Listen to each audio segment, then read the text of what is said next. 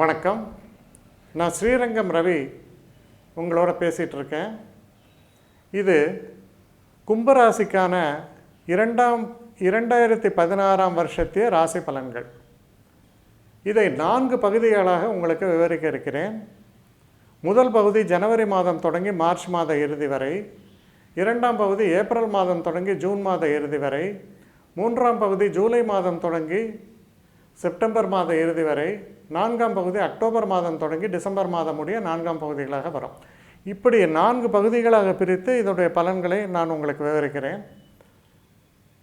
இப்போ கும்பராசிக்காரர்களை பொறுத்த வரையில் ஜனவரி தொடங்கி மார்ச் மாதம் வரையில் இருக்கக்கூடிய காலகட்டத்தை பார்க்கும் பொழுது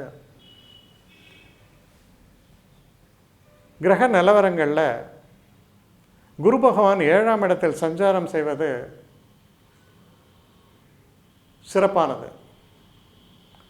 சனி பகவான் 10ஆம் இடத்தில் சஞ்சாரம் செய்வது தொழிலில் கூடுதல் பலுவை தரக்கூடியது, சில பிரச்சனைகளை தரக்கூடியது.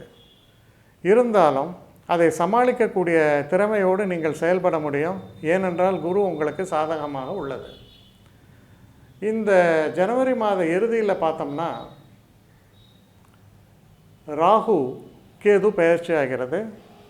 கேது உங்களுடைய ராசிக்குள்ளும் ராகு 7ஆம் இடத்திலுமாக வருகிறார்.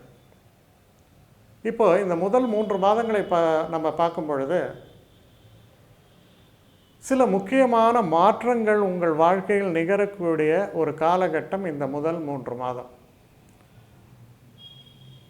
நீங்கள் செய்யக்கூடிய தொழிலில் சில புதிய முன்னேற்றங்கள், புதிதாக சில விஷயங்களை கற்றுக்கொள்வது, இவையெல்லாம் ஏற்படக்கூடிய ஒரு காலகட்டமாக இது அமையும்.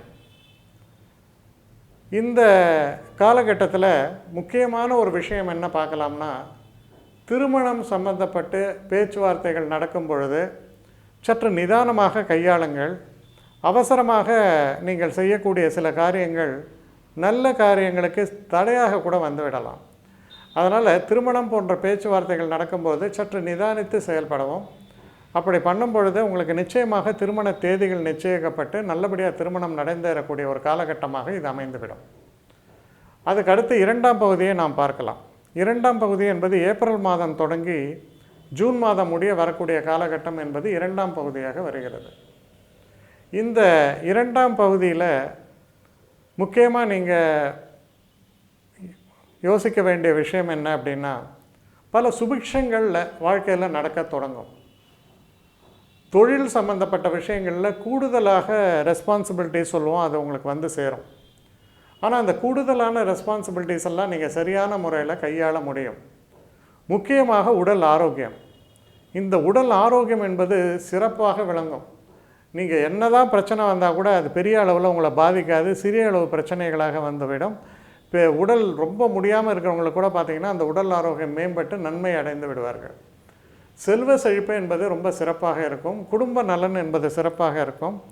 வாழ்க்கையில் சந்தோஷங்கள் நிறைந்திருக்கும். உங்களுடைய பிரச்சனைகள் எல்லாம் நீங்கக்கூடிய ஒரு நல்ல காலகட்டமாகத்தான் இது அமைகிறது.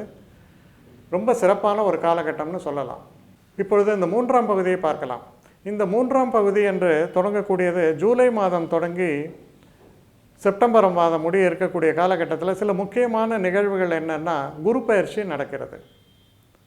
இந்த குரு பயிற்சி நடக்கும் பொழுது இந்த குருவானவர் 8ஆம் இடத்திற்கு மாற்றம் பெறுகிறார். இது அவ்வளவு சிறப்பானதுன்னு சொல்ல முடியாது. இந்த காலகட்டத்தில் பெரும்பாலும் பார்த்திங்கன்னா சில அதிகப்படியான பண தேவைகள் ஏற்படும்.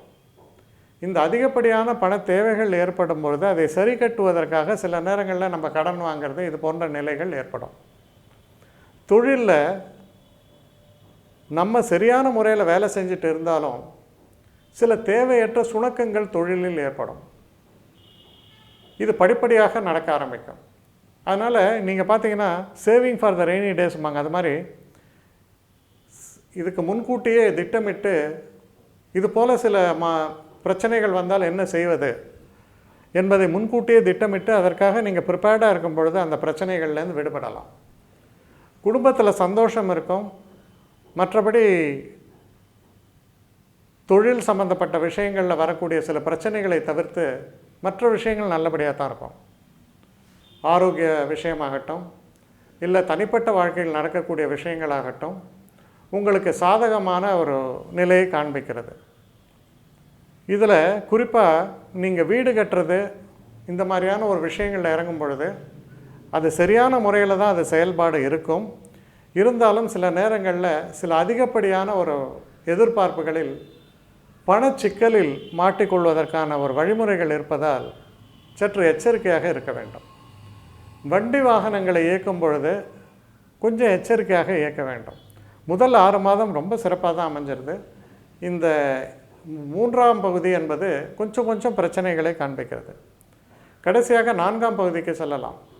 இப்பொழுது இந்த 4ஆம் பகுதியை பற்றி நாம் பார்க்கும் பொழுது இதில் கொஞ்சம் கூடுதலாக கவனம் செலுத்த வேண்டிய ஒரு காலகட்டம். இந்த நேரத்தில் ஏற்கனவே உடல் பாதிப்புகள் இருப்பவங்க, உடல் பிரச்சனைகள் இருப்பவங்களுக்கு சற்று கூடுதலாக இந்த பிரச்சனைகள் வருவதற்கான சாத்தியக்கூறுகள் உண்டு.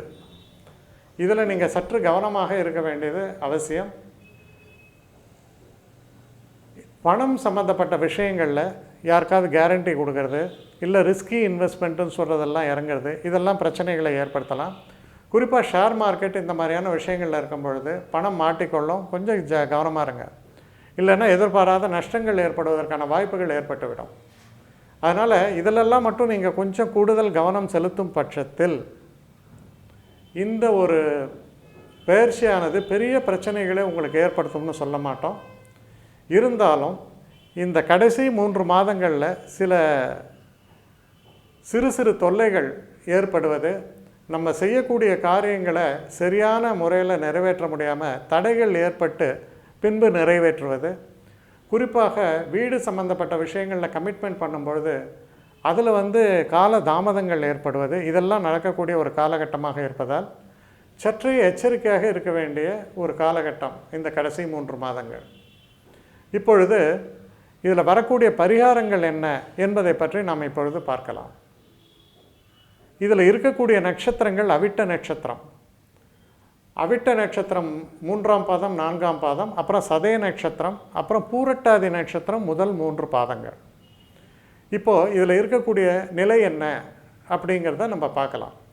அவிட்ட நட்சத்திரத்தை பொறுத்தவரையில் நான் முன்பே சொன்னது போல பிரம்மஞானபுரீஸ்வரர், புஷ்பவல்லி தாயார், இந்த திருக்கோவில் இருக்கக்கூடிய இடம்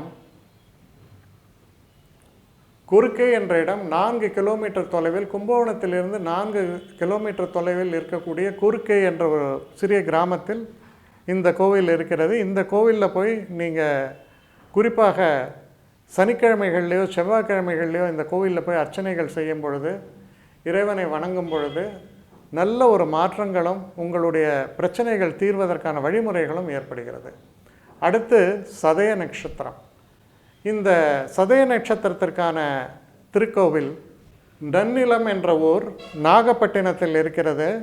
இந்த நன்னிலத்தில் இருக்கக்கூடிய இடத்தில் இருக்கக்கூடிய சிவபெருமானுடைய திருக்கோவில் மிகப்பெரிய திருக்கோவில், ரொம்ப அருமையான ஒரு திருக்கோவில். இந்த ஈஸ்வரனுடைய திருநாமம் அக்னிபுரீஸ்வரர். இந்த அக்னிபுரீஸ்வரரை சென்று தரிசனம் செய்யும் பொழுது உங்களுடைய பிரச்சனைகள் நிச்சயமாக நீங்கும். வருடத்திற்கு ஒரு முறை இந்த அக்னிபுரீஸ்வரரை சென்று சதய நட்சத்திரக்காரர்கள் பார்க்கும் பொழுது வாழ்க்கையில் உள்ள எல்லா விதமான பிரச்சனைகளும் உங்களுக்கு நிவர்த்தியாகும் என்பதை நீங்கள் உறுதியாக நம்பலாம். அடுத்து இதில் இருக்கக்கூடிய இன்னொரு நட்சத்திரம் பூரட்டாதி முதல் 3 பாதங்கள். இந்த பூரட்டாதி நட்சத்திரக்காரர்கள் திருவனேஸ்வரர், காமாட்சி அம்மன், இது திருவாரூர் ஜில்லாவில் இருக்கக்கூடிய ஒரு திருக்கோவில். திருவாரூர்லேருந்து திருக்காட்டுப்பள்ளி, அப்புறம் அதுலேருந்து அசுரப்பேட்டைன்னு இருக்குது, அங்கேருந்து 2 கிலோமீட்டர் தொலைவில் உள்ள ஒரு இடத்துல இந்த கோவில், அதான் அசுரப்பேட்டையிலேருந்து 2 கிலோமீட்டர் தள்ளி இந்த திருவானேஸ்வரர் காமாட்சி அம்மன் திருக்கோவில் அமைந்திருக்கிறது. இங்கே போய் நீங்கள் தரிசனம் பண்ணும் பொழுது இது உங்கள் நட்சத்திரத்துக்கான பிரத்யேகமான திருக்கோவில். இந்த திருக்கோவிலில் கிட்டத்தட்ட ஒரு மண்டல காலம் தங்கி காஞ்சி பெரியவர் தியானம் செய்த ஒரு அற்புதமான ஒரு திருக்கோவில்.